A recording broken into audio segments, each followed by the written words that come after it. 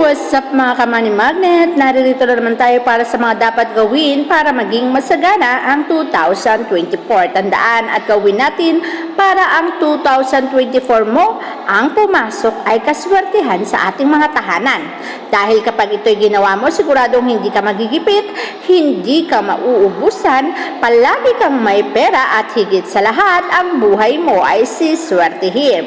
Una sa listahan ay sa ating mga kusina. Tandaan mo, kapag salubong pa lamang ng bagong taon, ay dapat lahat ng mga lalagyanan sa kusina mo, tulad ng lalagyanan ng asin, lalagyanan ng salt, asin po yun, in English ko lang, lalagyanan ng asukal at bigas ay punong-puno.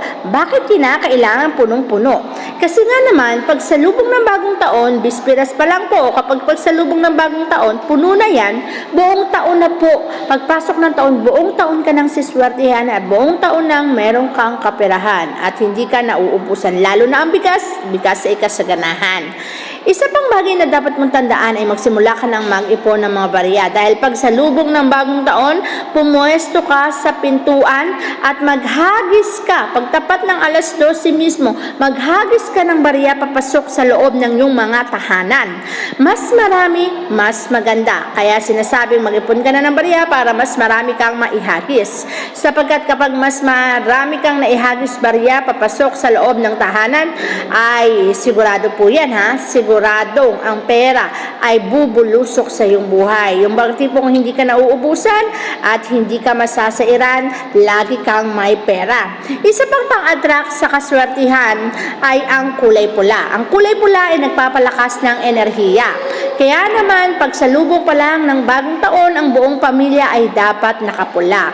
Bakit nakapula? Para lumakas ang enerhiya at makapagpasok ng mas maraming swerte sa ating buhay at sa ating tahanan.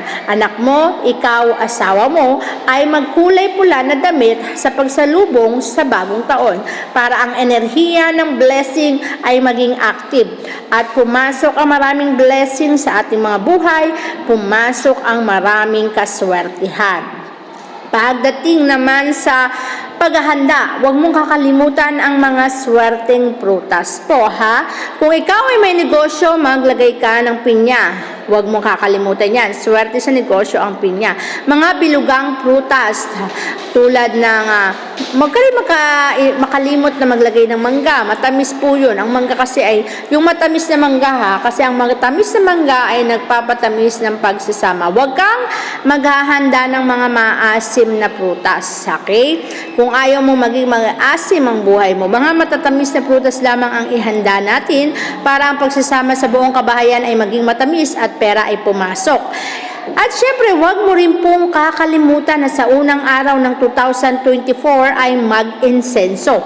Dahil nga po sa salubong ng bagong taon, ang daming mga usok, ang daming mga dumi, so maraming negative energy. So sa pamamagitan ng pag-iinsenso, lahat ng mga negative energy na yan ay naitataboy at natatanggal natin sa ating tahanan. At kapag nataboy at natanggal mo yan sa iyong tahanan, ang mga negative energy ay maaalis at matatanggal din natin.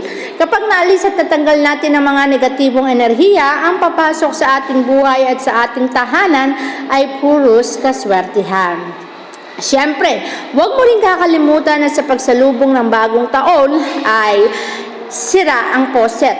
Yung pang tipong umapaw, tumutulong tubig, huwag kang magsasayang ng tubig, lalo na't sirang poset, sapagkat ang sirang poset ay magdadala po ng kamalasan. Kaya ngayon pa lang, ayusin nyo na lahat ng sira, lalo na kung ang lababo o gripo ay sira, ayusin para hindi nasasayang ang tubig dahil ang tubig po ay pera. Kapag po ito ay maayos, maayos din ang magiging daloy ng kaperahan sa iyong buhay. Magiging maswerte at tiyak ko sa iyong papasok ang siksikliglig at umapaw na swerte sa iyong buhay.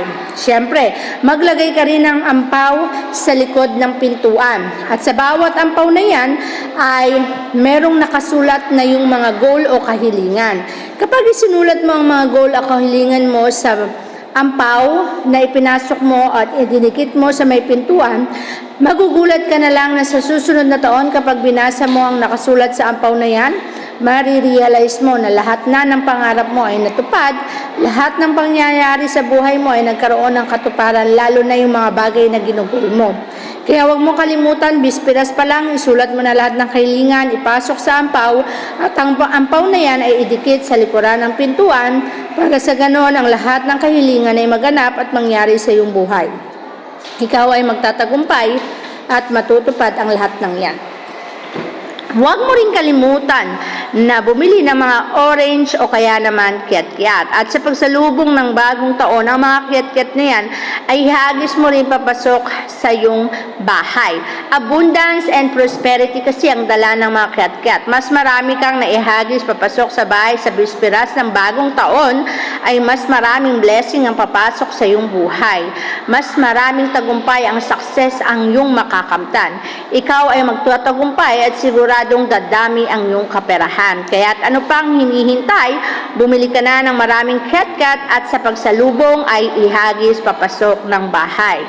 Dapat mo ring tandaan ang isang tahanan na maraming negatibong enerhiya ay dapat merong mga music o tugtog habang ikaw ay nagpapatugtog.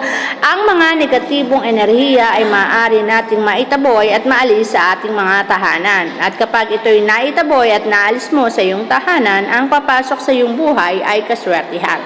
Kaya't mas mainam sa pagsalubong ng bagong taon, mas maingay at mas malakas ang tugtog. Para sa ganon, mas maraming negatibong enerhiya ang matanggal at maalis mo sa iyong bahay.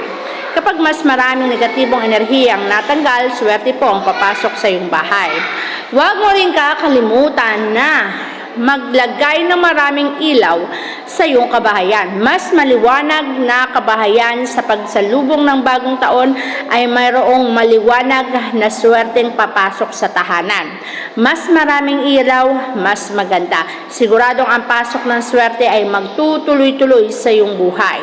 Huwag mong hahayaan na sa pagsalubong ng bagong taon ang tahanan mo ay madilim.